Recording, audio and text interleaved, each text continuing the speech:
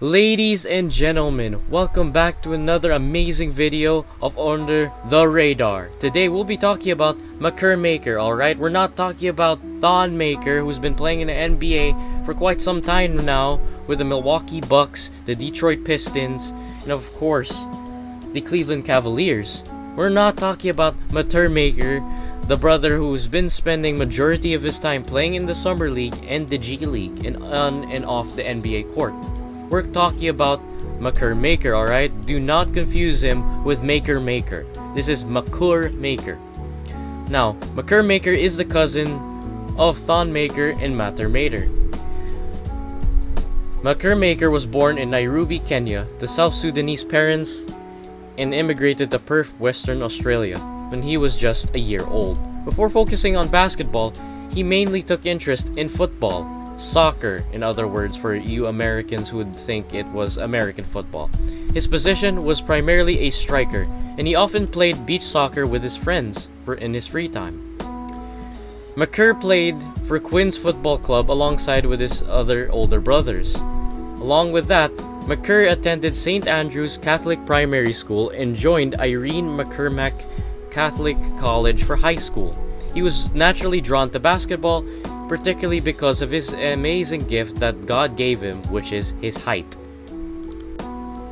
In 2015, Makur moved to the United States and enrolled for his freshman year of high school in Chaminade College Preparatory School in West Hills, Los Angeles. As a result, he was forced to live away from his family for many years. As a freshman, Makur averaged 9.5 points, 8.2 rebounds, and 2.5 blocks per game. In the year afterwards, in 2016, he transferred to the Tech Academy, a prep school in Sault Ste. Marie, Ontario. He was drawn to the program because of his cousins, Thon Maker and Mater Maker. His cousins also brought them under the guidance of Ed Smith, a coach who helped them direct their own basketball careers. Makur joined the basketball team with Mater and played in the National Preparatory Association, or the Grind Session. In his next year, the Tech Academy closed, and sadly, he had to be homeschooled. In the summer of 2018, he transferred to Orange Lutheran High School in Orange, California, as a junior. He earned All-Trinity League First Team and Orange County Register All-County Second Team honors. Maker sadly faced many eligibility questions entering his senior season because he had already exhausted his 8 semesters of his eligibility. Instead of seeking a waiver from the California Interscholastic Federation to continue playing for Orange Lutheran, he decided to transfer to Pacific Academy, a prep school in Irvine, California, and continued his career with the affiliated program Center of International Basketball Academy. On October 17, 2019, it was announced that he had submitted his paperwork and explored his eligibility to enter the 2020 NBA Draft. On December 18, Makur transferred to Hillcrest Prep, which is where he widely is known to play for the remainder of his high school senior season in Phoenix, Arizona. On April 25, 2020, he declared for the 2020 NBA Draft, despite finishing 2 credits short of high school graduation eligibility by the NBA. However, on August 3, he sadly withdrew from the draft to play college basketball, which was honestly a really good decision for his part. Makur was a conscientious 5-star recruit all across both ESPN and 24/7 Sports. He was actually one of the top big men or top centers in the 2020 recruiting class. According to major recruiting services, he was actually committed to play basketball for Howard over offers like UCLA, Kentucky, and Memphis. After deciding to sign with Howard University, sadly, things in his college career did not go to plan. After playing his first 2 games with Howard, he was sadly ruled out indefinitely because of a groin injury on November 28, 2020. Even though a couple months later was the NBA Draft, he was hoping that he'd be a first-round pick.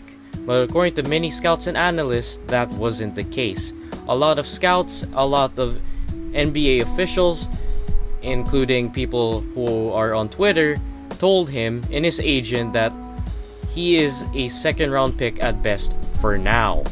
The fact that this guy was that good, has this much potential, and he's already a second round pick with only playing 2 games. Imagine if he played the whole season, or at least most of the season. This guy would have been drafted easily.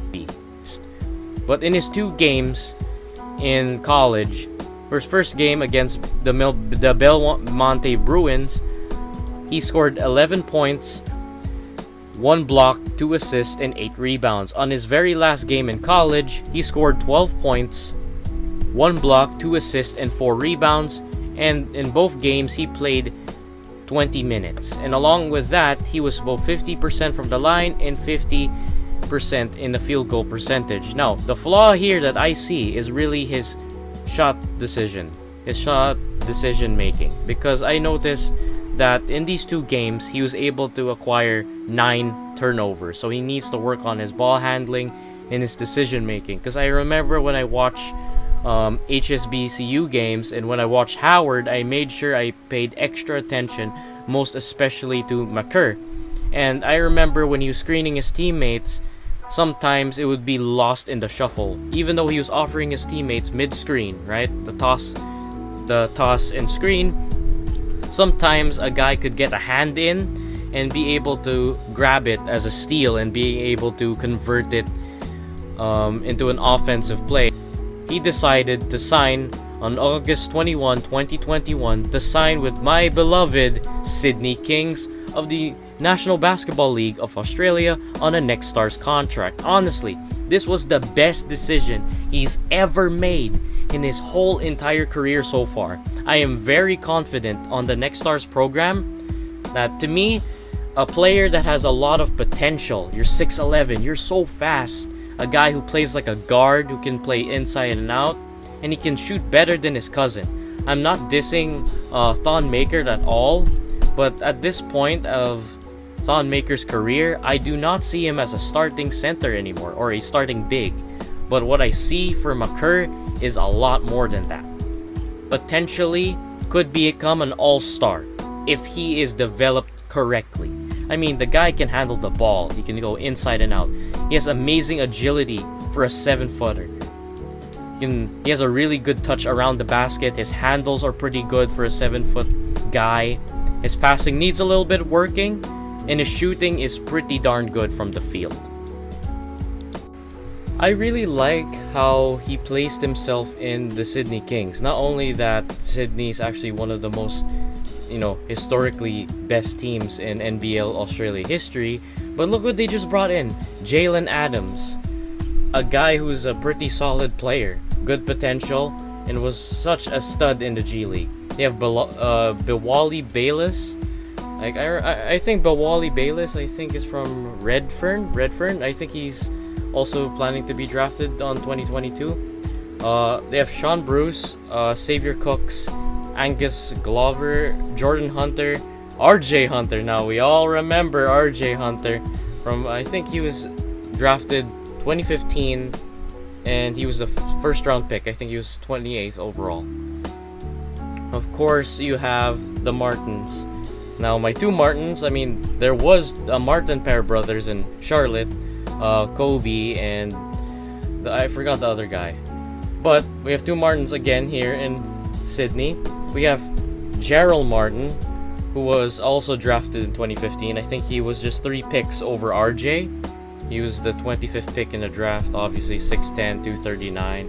And of course, they have Gerald Martin, who sadly went undrafted in 2017, 6'8", really solid. They also have a good future that they could build around, which is Wani Swaka Lubalo. I don't know how to pronounce it. I know how to pronounce Giannis Antetokounmpo, but my fellow Sydney Kings fans, can you please help me pronounce Wani Swaka Bulo? I'm so sorry. I know he's from Brisbane, and he's going to be drafted in 2023. And of course, Tom Vodanovich from Wellington, 6'7", good forward. And the fact that he has RJ Hunter and many players like Jalen Adams that could potentially surround him and teach him the physicality of the NBA will be a perfect situation for Makur. Honestly, Australia has to be an amazing place to play. Obviously, they have current NBA player Patty Mills from the Brooklyn Nets. You have Joe Ingles from the Jazz. Jock Lendale, what a good solid big man who played D1. Aaron Baines. Matthew Dellavedova, who has recently signed with Melbourne United. Congratulations for returning home. Nick Kay, Chris Golding, Nathan Sobey, Mitchell Creek, Cameron Gideon, and David Barlow. And the fact that he has both Bogut and Luke Longley there is such a big ass advantage. Two of the greatest big men in Australian history. This guy will be an NBA first round pick. I'm willing to bet. Alright? Honestly, it was a very smart move for him to go to the Next Stars program in the NBL Australia. Honestly, it's one of the most efficient ways of actually getting to the NBA. I mean, you have NBA Rookie of the Year and NBL Rookie of the Year, LaMelo Ball. He went to the NBA and he became a really good player. You have RJ Hampton. He flew to the NBA and he's averaging pretty solid numbers with 10 points a game. And then you have Josh Giddey, who literally became like within the top 10 in the NBA draft, even though he's predicted to be within the top 20, you know?